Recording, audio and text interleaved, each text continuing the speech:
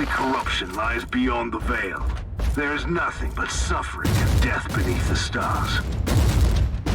And with that, hello you beautiful people and welcome back to Let's Play Warhammer 40k Inquisitor Martyr in the next round. This time we of course go on like we did in the last episodes with the current Warzone, and better might I can't remember the name. I'm very sorry for that.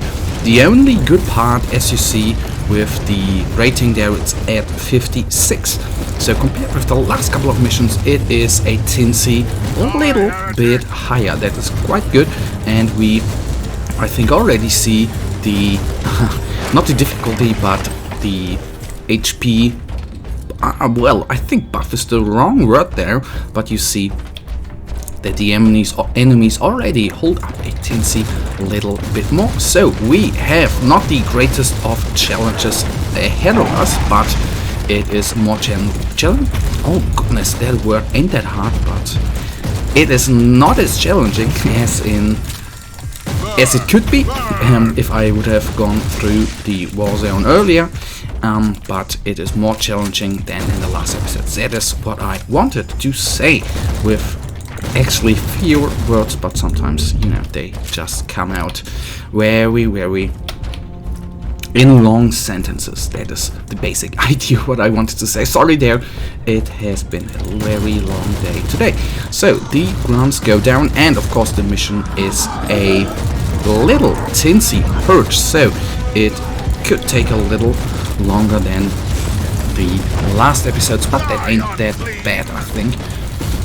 I think with the current challenge level, let's call it like that, of the Warzone here, it is quite good to put in 2 missions in one episode to, you know, make the episodes longer. I think a 6 to 7 minutes episode would be not good at all. I would even tend personally to longer missions episodes length wise, but I am not certain how good that would be.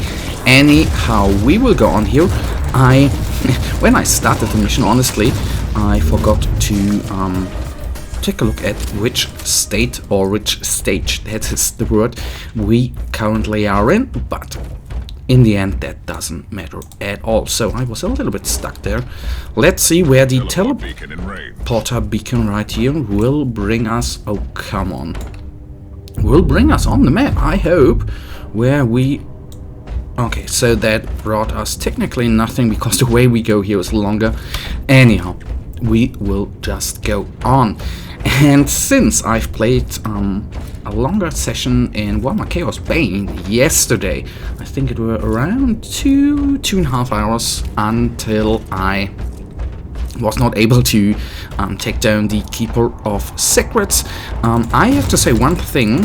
I'm always talking about this game will receive, of course, mixed, well, not of course, received mixed reviews overall.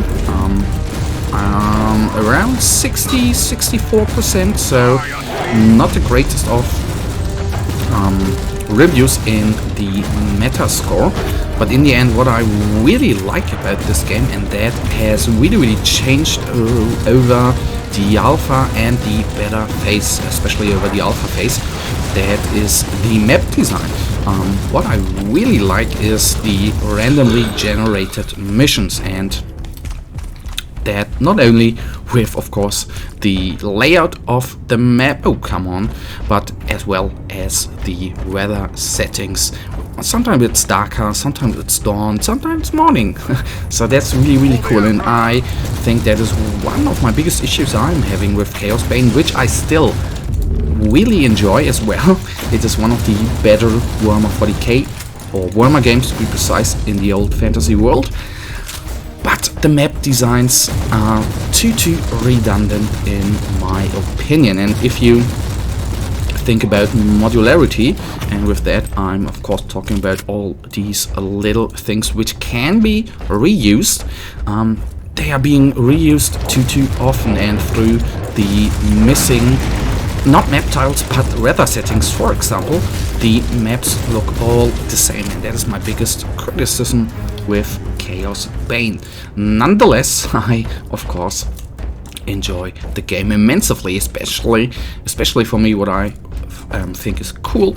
Of course, in the 40k universe, it is a little bit more present, well, in the old world as well, I guess, but the conflict there with the 4 Chaos Gods is, in my opinion, absolutely amazing, and a lot of much to my pleasure, let's call it like that. So, okay, I wanted to throw a grenade, but in the end the jump was very good. That was a little bit of overkill, I guess. And they are down, okay. Reloading. Good. So one more big room is coming up, so I expect not too many enemies to be in here. Maybe a horde. Okay, here a grenade I think is stunning as well.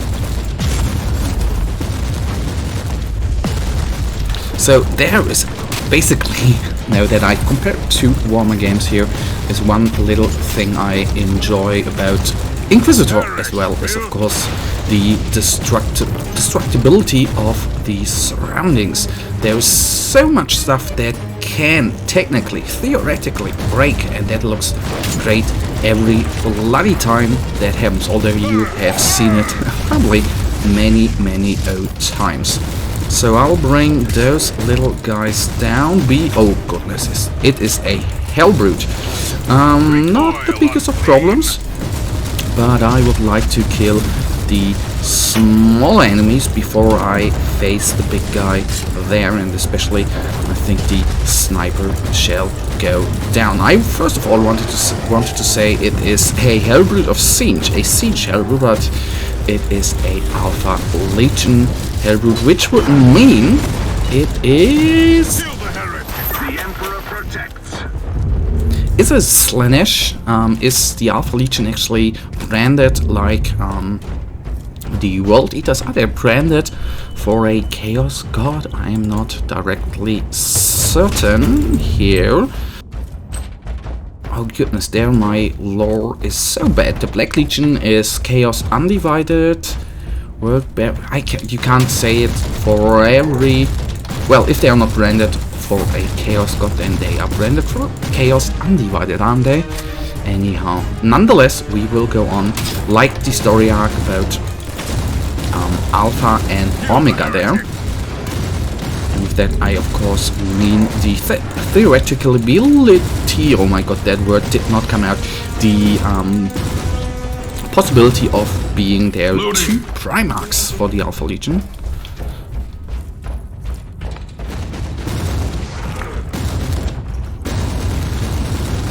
Alright, they are down. Chaos Spawn shall quickly fall to their death here as well. I know that sentence absolutely did not make no sense at all. The battle is swinging our way. One last push and the victory is ours. Oh yeah, it is. There's a perfect spot for a grenade, especially if, okay, it did not hit. Yes, of course. That is one little criticism I'm having with this game, is the physics is good. I like the physics elements here, but sometimes the throwing of grenades is a little teensy bit off, in my opinion.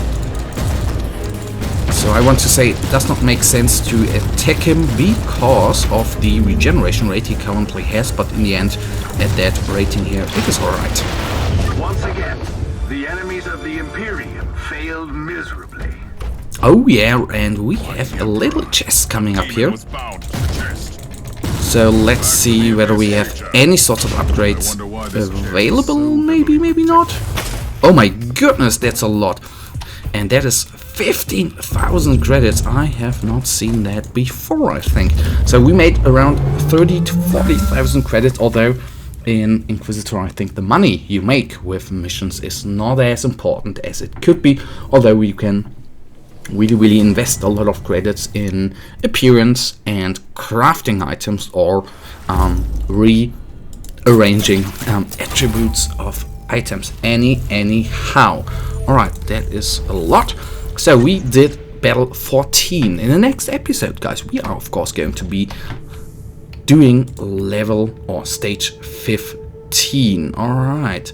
Ooh, but there's still health regeneration missing. Okay, guys, that in the end right now leads us to the end of this episode. And you know it, I really thank you for watching. If you guys actually have enjoyed this episode, then please give me a thumbs up and subscribe if you have not. If you have anything to say, whether it's positive or negative, guys, please leave me a comment. For now, have a nice day. Stay frosty. Bye.